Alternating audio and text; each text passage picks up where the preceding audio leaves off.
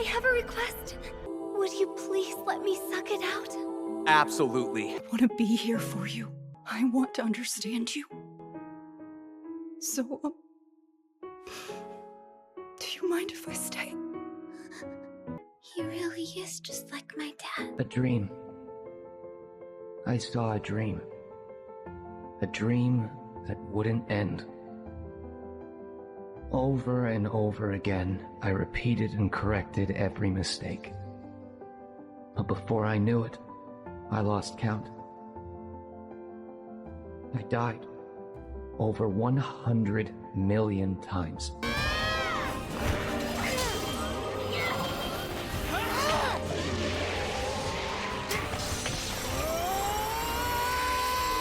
Anime comes in all shapes, sizes, and questionable harms. If there's one genre that's been taking over the anime world like an overpowered protagonist with plot armor thicker than Miracle from MHA, it gotta be Isekai. Isekai is the land of second chances, reincarnations, and at least one unlucky person getting hit by a suspiciously powerful truck. I will admit, at first glance, Isekai might just seem like the anime equivalent of fast food. It's easy to make, it's easy to consume, and I'm gonna be honest, if you watch like 7 of them at 3 a.m., you're gonna get tired of them. I have done the research myself. But if you dig a little deeper, behind the recycled tropes and the "I'm suddenly the most powerful person in existence" plot lines, there's something genuinely beautiful about the idea of any isekai. At its core, isekai is about rebirth. It's about starting over, finding purpose, and maybe, just maybe, finding a girlfriend who isn't a body pillow. And I know it's easy to roll your eyes at that, but beneath all the memes, magic systems, and everything that it holds,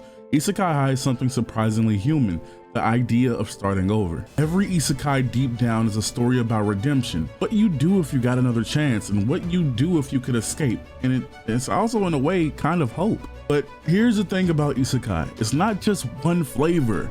Not every isekai is the same. It's like an entire buffet. You've got dark and gritty, dumb and funny, and sometimes both if the writers are feeling chaotic. Let's start with my personal favorite, Re:Zero. It's kind of like the Dark Souls of isekai. Subaru dies so often, it's like the show is trying to personally traumatize him and the audience, and it works half the time. He dies in ways that you don't even think are imaginable, and when he first starts this show, or at least when the show first starts, I have to agree with every Re:Zero hater right now and say Subaru was practically pathetic. There was nothing he could do right. There was no emotion that he showed that he was even human at first. It felt like you were watching an anime because it was so like, this guy isn't real, bro. There is no decision that he has made that was a correct one. Why would he do this then, and why would he do that there? Like, that doesn't even make sense to me. But when you follow the show, you realize it's brutal, it's emotional, and it shows you what happens when you take somebody who's nothing, a loser,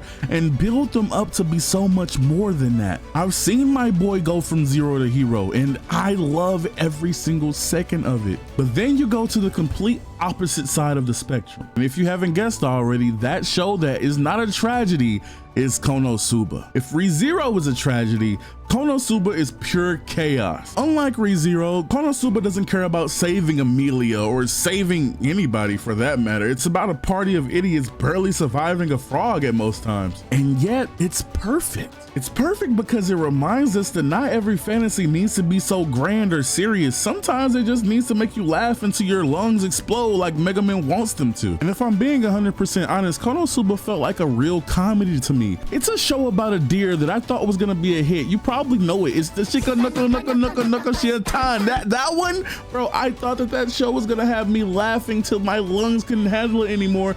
But it low-key to me was ass. Is that completely opinionated? Yes, but I was laughing at most of the things that Konosuba brought me. Even the things that I thought was corny, it at least got a little chuckle out of me. And I gotta admit, when people are actually trying to make you laugh, it's way harder to get you to actually laugh. If I say I got a joke for you, it's gonna be way harder to make you laugh than me just saying something stupid. But somehow it felt like even without trying, Konosuba was making me laugh. Megumin doing dumb things. Pretty much everybody anybody in the show doing dumb things, pervy things, no matter what they did, they got a laugh out of me. And it's crazy that an anime can be something like that. And that's the beauty of Isekai. One moment you're crying, guessing what's gonna happen to the main character, and another moment you're laughing. Or maybe sometimes you're wondering, why the fuck is there a vending machine here? Why did this guy become a vending machine? You know, when people say that isekais are so oversaturated, I don't agree until I see bullshit like this. You might be thinking, no, that's not real. Yes it is, and people say that it's good, so maybe I'll give it a shot one day. But you can't even talk about that vending machine anime. You can't talk about any other anime that has anything to do with isekai if you don't talk about the big kahuna,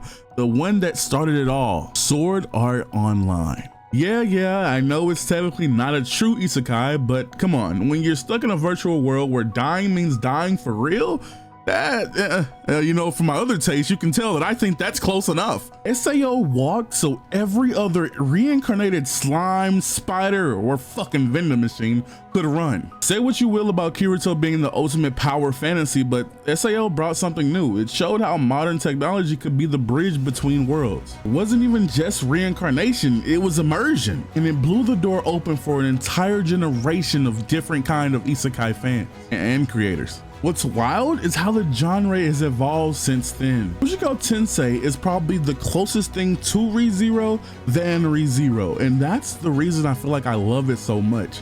It said, what if we actually explore what it means to start over as a loser, as somebody that really does not deserve a lot that he has? And that's not even me being jealous. This guy does some wicked shit that makes a lot of people drop this anime. But what if I don't just start over and I don't even flex the overpowered magic that we have either? And we show you guys exactly what it means to reincarnate in a different world. That time I got reincarnated as a slime, turned the isekai into a story about community, kindness, and slime politics. And surprisingly, they're more peaceful than the ones that we have in real life. I don't normally talk about politics, but you understand. Then Overlord, oh my gosh, Overlord being the one that said, forget heroes. I'm gonna show you what happens when a protagonist is the final boss. Like, you can't get past me. And these shows and so many others are pushing the genre forward. Each one adding something new, reminding us that it doesn't always have to start the same. It can be different, it can be something more, and sometimes it can even be a fucking vending machine. And let's be real, bro, everybody's dreamed of escaping reality at least once. I mean, we have bills in real life, school in real life, and awkward conversations. I mean, if I think about all the awkward conversations I've ever had, I'd ask to be sent to a fantasy world yesterday. I'm not gonna lie to you. And that's why isekai hits so hard. It's not just about a new world. It's about a world that we wish we could be in. It's about thinking about somebody you could be. Someone stronger, someone smarter, someone more beautiful if you think you're ugly, I guess. And someone who might actually have plot armor. Maybe you feel like you lose a lot, and in this world you wouldn't lose that much. But most importantly, it's about the little things, the connection, the courage, the chance to be somebody more than you were yesterday. And that's what makes isekai more than just escapism. It's like fulfillment with a soul. And yeah, sure, isekai is oversaturated.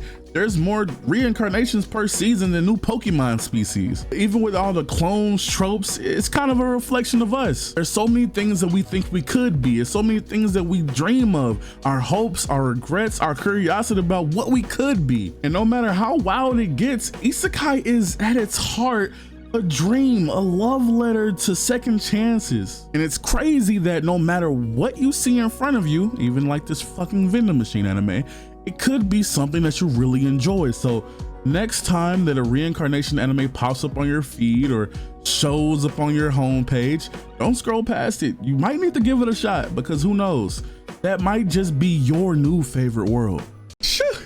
Isekais, man, the beauty of isekais, or the chaotic beauty of isekais, or whatever I'm gonna call this.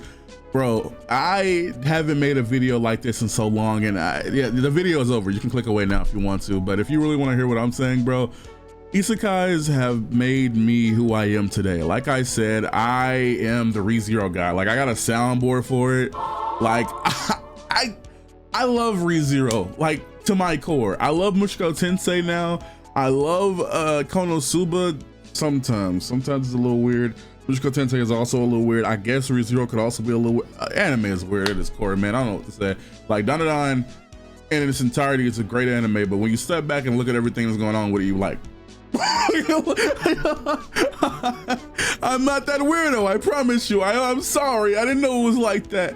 But what I want to say is Isekai made me who I am today, and whether that be a weirdo, whether that be a cool guy, or a fat dude, I don't know what it made me, but look, man, I'm just happy to be who I am today because of ReZero and because of all the other anime that I've watched. I mean, I started out with Death Note, and somehow, some way that led me to 2016 watching ReZero for the first time, and man, I'm so happy that I did that. Isekai is growing, and despite how much I might hate a vending machine anime or an anime talking about becoming a spider or but reincarnating as a sword, you know, reincarnating with my smartphone. I could go on for days talking about shows that you're reincarnated into some bullshit or with some bullshit or ass some bullshit. It really does not have a limit, and it's never going to. I hope that one day we can get more shows like season 3 of ReZero or Mushoku Tensei or the Shield Hero even, you know? Like, and I didn't say even because it's bad, I'm just saying even because it's not as good as ReZero or Mushoku Tensei. But, you know, look, I'm saying that Isekai is good at its core. At its core, it teaches you so many things that you might have not learned if you didn't watch that Isekai anime, you know? And sometimes you just want to live as that character. I have never once wanted to live as Subaru. I've never once wanted to be Subaru, but I love watching that show. And I hope that if you have never seen an Isekai, this is the video that makes you say, you know what, I'm gonna give one a shot. And let me know down in the comments what your favorite Isekai is if you've never seen an Isekai, and what Isekai you're planning to start with if you've never seen an Isekai. I recommend ReZero. I will always recommend ReZero. Fuck Mushoku Tensei right now. ReZero.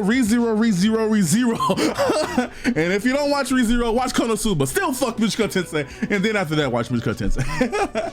But if you guys enjoyed this video, make sure to hit the subscribe button, that like button, and the little bell just to some extra love. I'm gonna drink this cold out water when I get done, because I'm yapping my ass off. But yeah, thank you for watching this video, and I have nothing else to say other than that, so peace.